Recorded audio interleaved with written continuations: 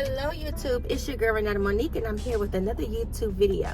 So if you want to hear about my scandalous story from the NICU, my personal experience, then stay tuned. Hey y'all, hey! What's going on fam? I've missed you guys. So listen, I know I did a vlog a couple weeks ago where I talked about tales from the NICU and the PICU, and I shared with you guys some stories that I personally have experienced, as well as some of my co-workers have experienced, y'all. So first of all, let me give a brief introduction for those of you who are new here. Hey girl, hey boy, hey. I am a registered respiratory therapist and I work in the NICU and PICU. I am a traveler, so I get to experience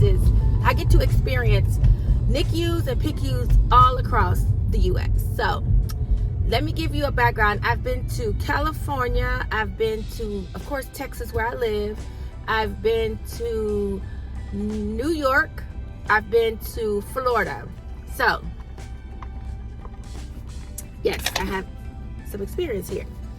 So anyway, I was just thinking, I was laughing so hard when I thought about me telling y'all about how these parents and how people be acting in the NICU and stuff, and it just dawned on me, girl, how about you tell your own business before you tell somebody else's?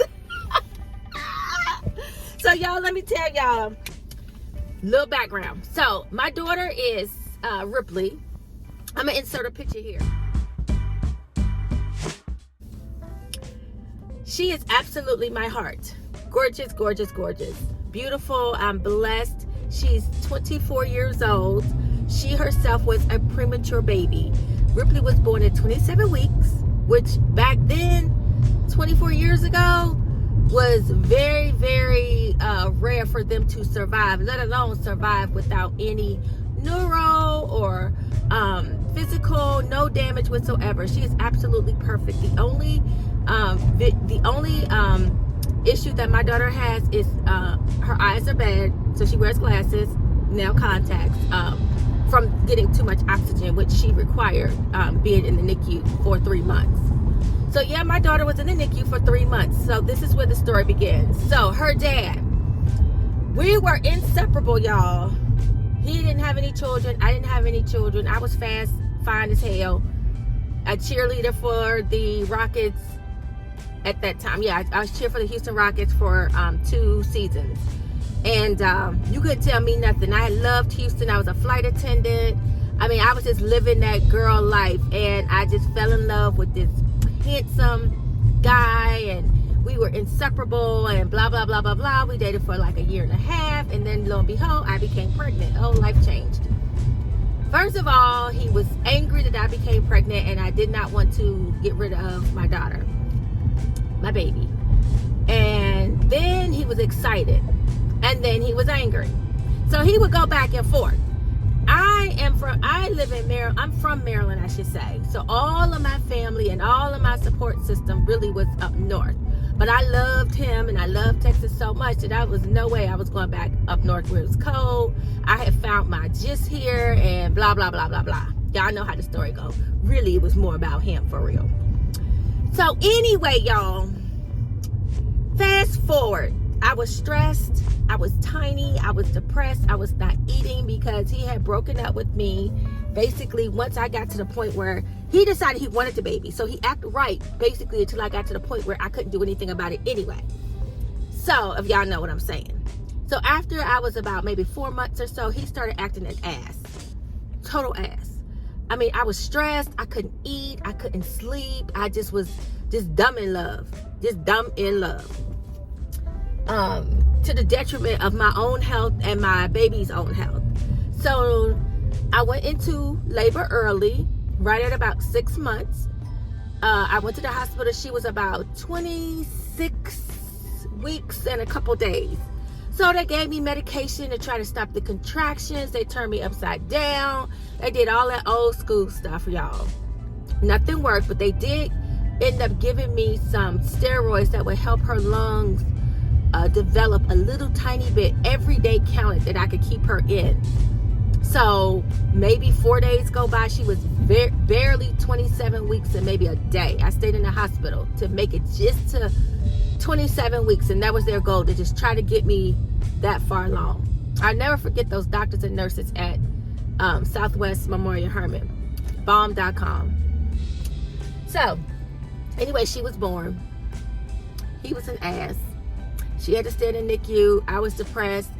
I left out the NICU. I left out the hospital with no baby, with nothing but depression. Really just not even feeling lost, not knowing what I was going to do, all of those kinds of things. So as I gained my strength, okay, fine. I was visiting my baby every single day. I was pumping. I was doing all of this. And then he was visiting. So when he would run into me in the NICU, he would be disrespectful and rude. Like, he would talk to me all crazy in front of people. I was so embarrassed. Like, who does that? Like, you know what I'm saying? Like, we didn't have the internet. We didn't have all of that. Social media was not a thing. None of that kind of stuff. So you see what I'm saying? Like, so I didn't really have an outlet. I didn't really have my own. Like, you could draw strength from people on social media. You could not feel like, the good thing about social media is you could not feel alone, because you can find people who are going through similar stuff who can offer just some good advice. So social media can be used for good purposes as well, and information. So, but we didn't have that. So all I felt like was this was happening to me, little old me. So needless to say, so one day, y'all, I guess he was really feeling himself. Y'all, if I was not in Corpus, I'm gonna show y'all, I still have her. Okay, so the biggest debate came in for her name.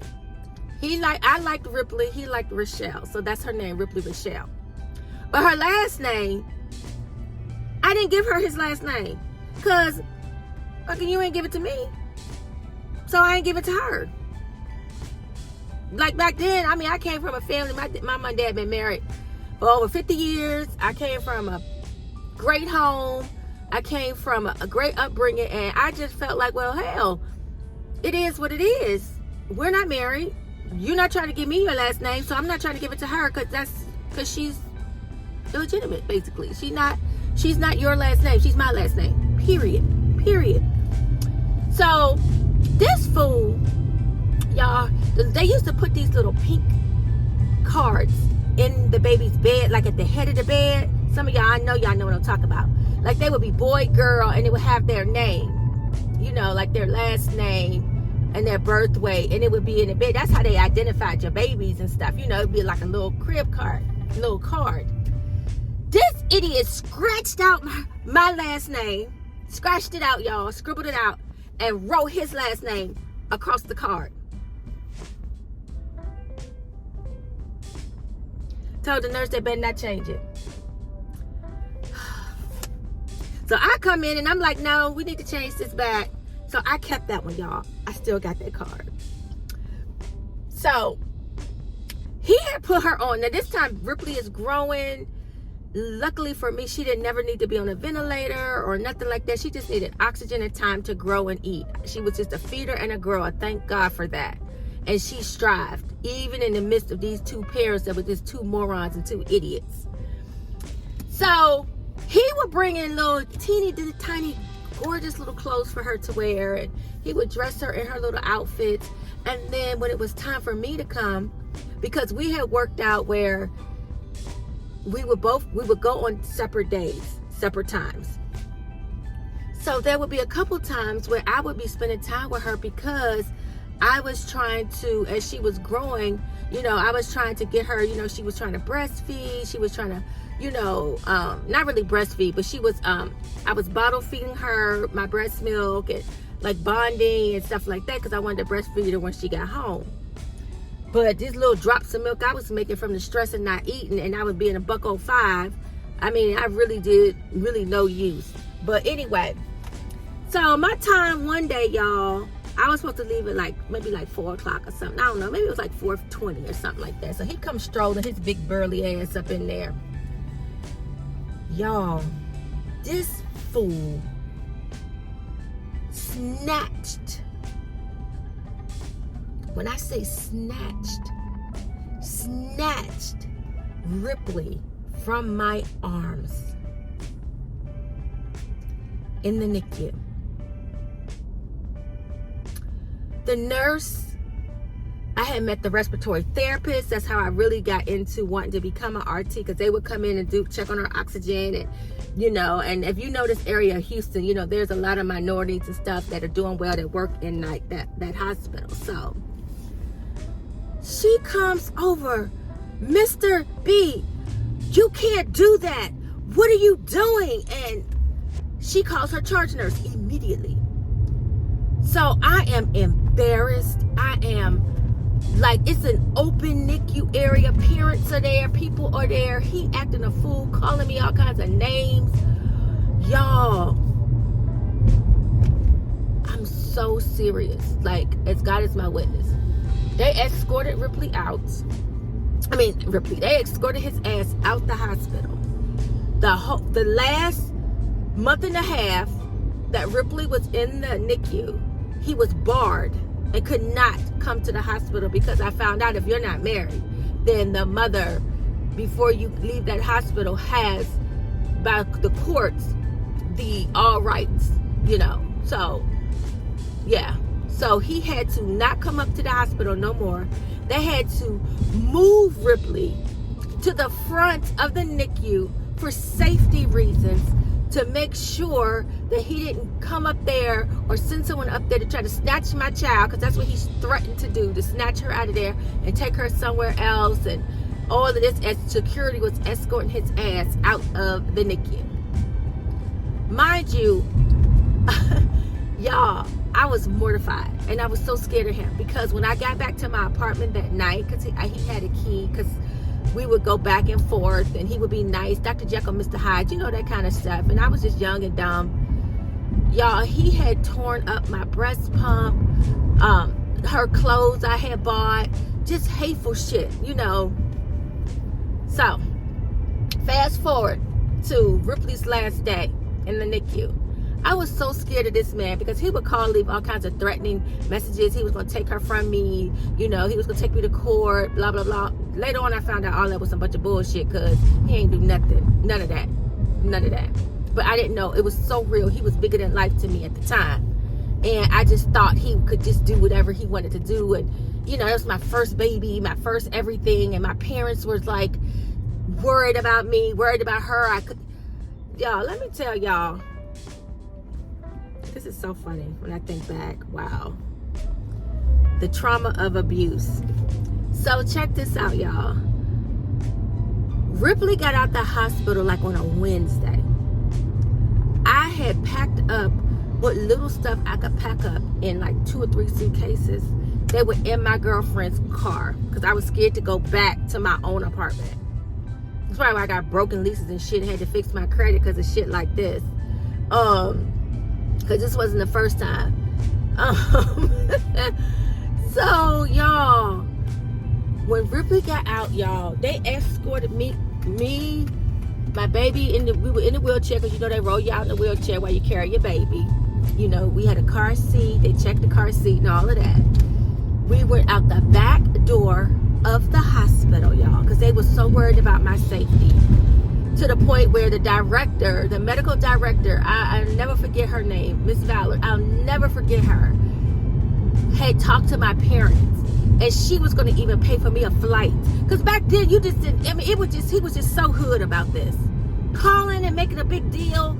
Ethics, all of these people got involved. It was so embarrassing. Social services, but not on my end, but just me being safe away from him and worried about a baby. This could have gone way left. They could have took my child. So the lady was like, we'll pay for her a ticket, blah, blah, blah. So no, that didn't happen, because my parents, the day Ripley got out of the NICU, the next morning, I stayed at that Holiday Inn by Intercontinental Airport. I'll never forget it.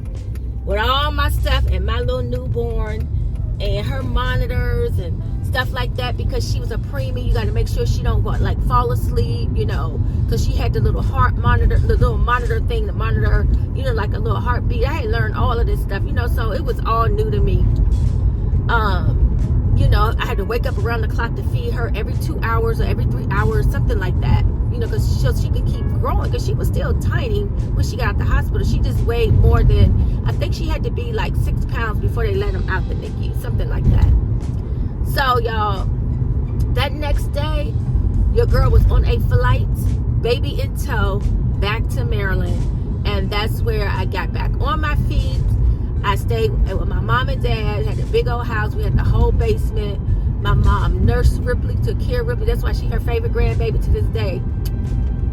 Bless her soul. Let her soul rest in peace. She loved her some Ripley. And back then, before my brothers had girls, she was her only granddaughter. So she just had my mama's heart.